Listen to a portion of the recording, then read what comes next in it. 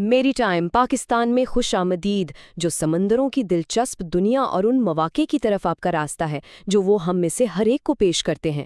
ہمارا مقصد سمندروں کے مشترکہ وراثت کو تلاش کرنا ہے تاکہ عالمی خوشحالی حاصل کی جا سکے۔ آج کی گفتگو کتاب the sea in history the ancient world پر مبنی ہے۔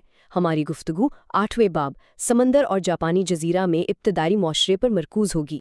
اچھا، تو جاپان کی تاریخ کو اگر سمجھنا ہے تو سب سے پہلے اس کی جغرافیہ کو دیکھنا پڑے گا۔ یہ کوئی عام ملک نہیں بلکہ جزیروں کا ایک بہت لمبا سلسلہ ہے، اور ان جزیروں کے بیچ اصل سڑک، اصل ہائی وے سمندری تھا۔ جاپان کی تاریخ کو دیکھنے کے دو بڑے نظریے ہیں۔ ایک نظریہ تو زمین سے جڑا ہے، مطلب چاول کی کاشت، شہنشاہ اور ان کی حکومت، لیکن ایک دوسری تاریخ بھی ہے جو سمندر کی لہروں پر لکھی گئی ہے۔ یہ ان سمندری لوگوں کی کہانی ہے، ماہی گیر، تاجر، ملاح، جنہوں نے اپنی زندگی سمندر کے حوالے کر دی تھی۔ تو آج ہم اسی پیچیدہ رشتے کو سمجھنے کی کوشش کریں گے۔ ہم دیکھیں گے کہ کیسے یہ سرزمین سمندر میں گھری ہوئی تھی، سمندر نے انہیں کیا نعمتیں دیں، لوگ لہروں کے ساتھ کیسے جیتے تھے، پھر کیسے انہوں نے جوار بھاٹے کو قابو کیا، اور آخر میں دنیا سے رابطے اور تنہائی میں سمندر کا کیا کردار تھا۔ تو چلیں سب سے پہلے بات کرتے ہیں سمندر کی نعمتوں کی۔ دیکھتے ہیں کہ جاپان کے ابتدائی معاشروں کے لیے سمندر کیا کچھ لے کر آیا۔ اور یہ کوئی نئی بات نہیں تھی، یہ تعلق بہت بہت پرانا ہے۔ ذرا سوچیں، 30,000 سال پہلے کے سمندری سفر کے ثبوت ملے ہیں۔ یہ بات جاپان کی بحری تاریخ کو دنیا کی قدیم ترین تاریخوں میں سے ایک بنا دیتی ہے۔ تو سمندر سے ملتا کیا کیا تھا؟ بھائی، کھانے کے لیے ٹیونا جیسی مچھلیاں تو تھیں ہی، ساتھ میں فر سیل اور سمندری شیر کا شکار بھی ہوتا تھا۔ نمک بنانے کی ٹیکنالوجی بھی تھی، اور تو اور سیپیوں سے خوبصورت موتی اور کڑے بنتے تھے جو تجارت میں کام آتے تھے۔ اور یہ صرف کہانیاں نہیں ہیں۔ 3 صدی کی ایک چینی تحریر میں وہ لوگوں کا ذکر ملتا ہے جن کے بارے میں کہا گیا کہ وہ غوطہ خوری کے بہت شوقین تھے۔ یہ دراصل اما یعنی ماہر غوطہ خوروں کا ذکر ہے جن کی تاریخ ہزاروں سال پرانی ہے۔ اور یہ تجارت صرف آس پاس کے علاقوں تک نہیں تھی۔ یہ دیکھیں، کیوشو کے امیر لوگ جو کڑے پہنتے تھے وہ اوکیناوا سے لائے گئے شنکھ کے خول سے بنے ہوتے تھے۔ مطلب ایک پورا ٹریڈ نیٹ ورک تھا جو دور دور کے جزیروں کو آپس میں جوڑے ہوئے تھا۔ تو سمندر صرف دیتا ہی نہیں تھا، اس کے اپنے چیلنجز بھی تھے۔ تو اب دیکھتے ہیں کہ لوگوں نے ان لہروں کے ساتھ جینا کیسے سیکھا، سفر اور آبادکاری میں کیسی مہارت حاصل کی۔ ظاہر ہے سمندر میں اترنے کے لیے ٹیکنالوجی تو چاہیے تھی، تو وقت کے ساتھ ساتھ کشتی بنانے کا طریقہ بھی بدلا۔ شروع میں سادہ ڈونگی کشتیاں تھیں، پھر یایوئی دور میں باہر سے نئے ڈیزائن آئے جن سے نیم مرکب کشتیاں بننے لگیں۔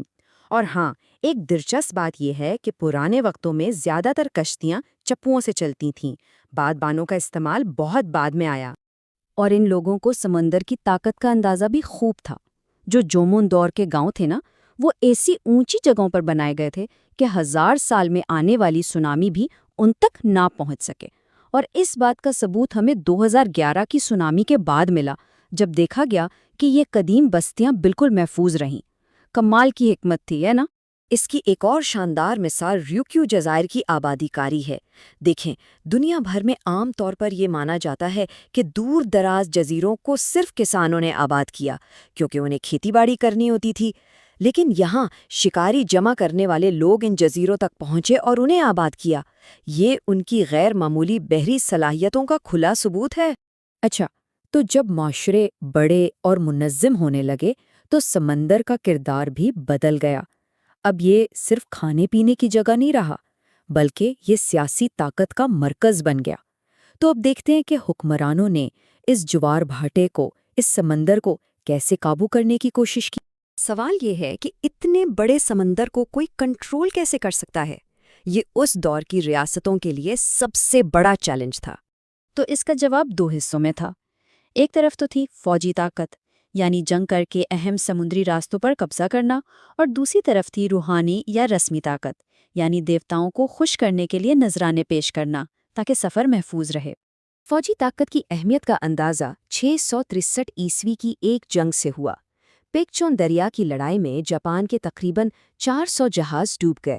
یہ اتنی بڑی شکست تھی کہ اس کے بعد ریاست کو اپنی بحری فوج کو منظم اور مرکزی کنٹرول میں لانے کی ضرورت محسوس ہوئی۔ اور دوسری طرف رسم و رواج کا معاملہ بھی تھا۔ اوکینوشیما کا جزیرہ اس کی بہترین مثال ہے۔ یہ ایک مقدس جگہ تھی جہاں محفوظ سمندری سفر کے لیے دیوتاؤں کو نذرانے پیش کیے جاتے تھے، اور یہ کوئی چھوٹے موٹے نذرانے نہیں تھے۔ یہاں سے تقریباً 80,000 نوادرات ملے ہیں۔ تو آخر میں آتے ہیں سمندر کے اس دوہرے کردار کی طرف کہ یہ ایک پل بھی تھا اور ایک دیوار بھی، رابطہ بھی کرواتا تھا اور تنہا بھی کرتا تھا۔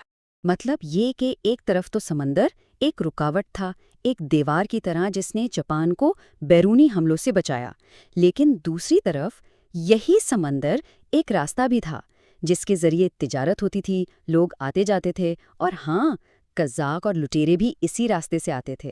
اور یہی چیز جاپان کی تاریخ کو بہت منفرد بناتی ہے۔